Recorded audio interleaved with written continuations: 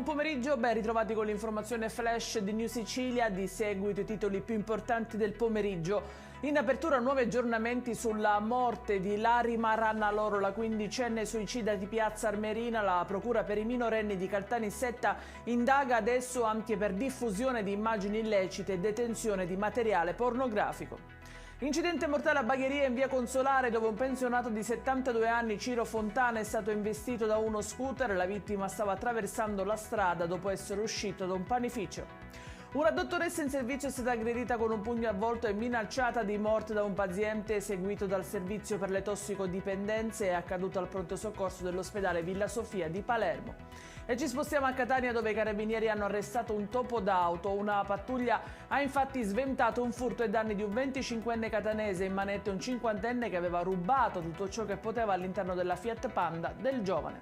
E in chiusura il meteo, anche per domani in Sicilia si prevede una giornata soleggiata con tempo stabile ovunque, temperature nella norma. I dettagli su queste notizie come sempre li trovate sul nostro sito www.newsicilia.it e sui nostri canali social. Grazie per averci seguito e a domani.